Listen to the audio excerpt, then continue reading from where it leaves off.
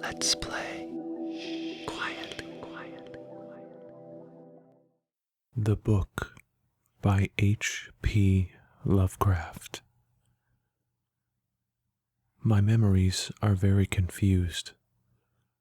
There is even much doubt as to where they begin, for at times I feel appalling vistas of years stretching behind me, while at other times it seems as if the present moment were an isolated point in a gray, formless infinity. I am not even certain how I am communicating this message.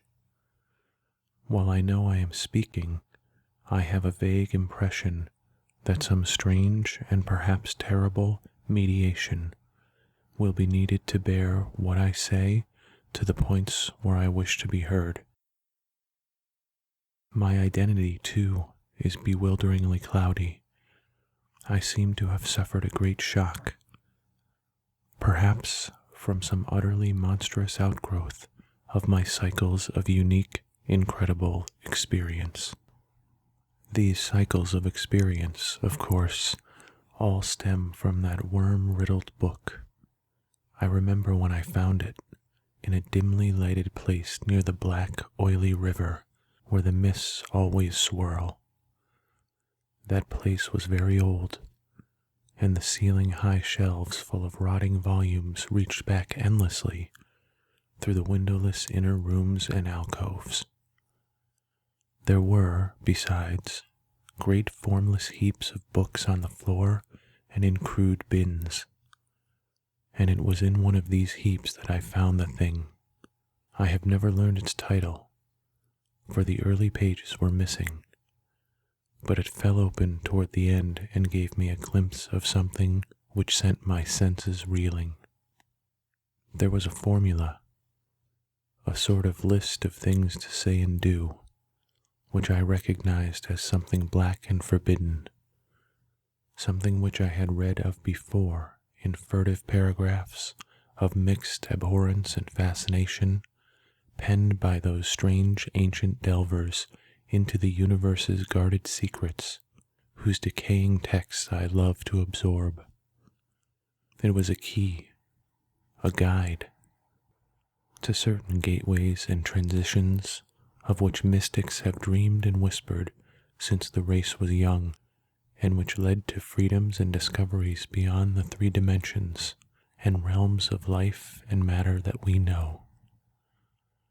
Not for centuries had any man recalled its vital substance or known where to find it, but this book was very old indeed. No printing press, but the hand of some half-crazed monk had traced these ominous Latin phrases in uncials of awesome antiquity. I remember how the old man leered and tittered, and made a curious sign with his hand when I bore it away. He had refused to take pay for it, and only long afterward did I guess why. As I hurried home through those narrow, winding, mist-choked waterfront streets, I had a frightful impression of being stealthily followed by some padding feet. The centuried, tottering houses on both sides seemed alive with a fresh and morbid malignity, as if some hitherto closed channel of evil understanding had abruptly been opened. I felt that those walls and overhanging gables of mildewed brick and funguous plaster and timber, with fishy, eye-like diamond-paned windows that leered, could hardly desist from advancing and crushing me. Yet I had read only the least fragment of that blasphemous rune before closing the book and bringing it away. I remember how I read the book at last, white-faced and locked in the attic room that I had long devoted to strange searchings. The great house was very still, for I had not gone up till after midnight. I think I had a family then, though the details are very uncertain, and I know there were many servants. Just what the year was I cannot say, for since then I have known many ages and dimensions, and have had all my notions of time dissolved and refashioned. It was by the light of candles that I read, I recall the relentless dripping of the wax, and there were chimes that came every now and then from distant belfries. I seemed to keep track of those chimes with a peculiar intentness, as if I feared to hear some very remote, intruding note among them. Then came the first scratching and fumbling at the dormer window that looked out high above the other roofs of the city. It came as I droned aloud the 9th verse of that primal lay, and I knew amidst my shudders what it meant. For he who passes the gateways always wins a shadow, and never again can he be alone. I had evoked, and the book was indeed all I had suspected. That night I passed the gateway to a vortex of twisted time and vision, and when morning found me in the attic room, I saw in the walls and shelves and fittings that which I had never seen before. Nor could I ever see the world as I had known it. Mixed with the present scene was always a little of the past and a little of the future, and every once familiar object loomed alien in the new perspective brought by my widened sight. From then on I walked in a fantastic dream of unknown and half-known shapes, and with each new gateway crossed, the less plainly could I recognize the things of the narrow sphere to which I had so long been bound. What I saw about me none else saw, and I grew doubly silent and aloof lest I be thought mad. Dogs had a fear of me, for they felt the outside shadow which never left my side.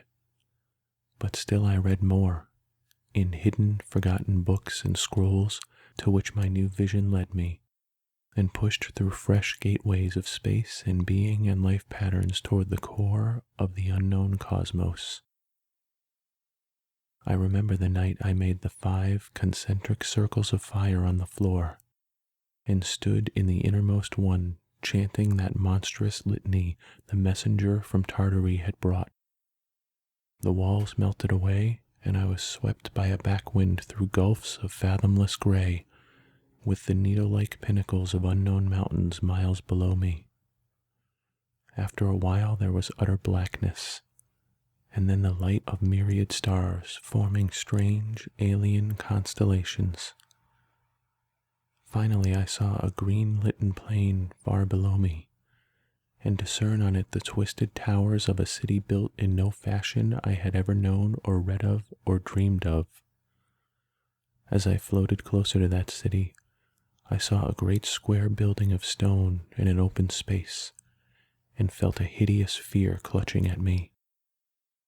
I screamed and struggled, and after a blankness was again in my attic room, sprawled flat over the 5 phosphorescent circles on the floor. In that night's wandering there was no more strangeness than in many a former night's wandering, but there was more of terror, because I knew I was closer to those outside gulfs and worlds than I had ever been before. Thereafter, I was more cautious with my incantations, for I had no wish to be cut off from my body, and from the earth in unknown abysses whence I could never return.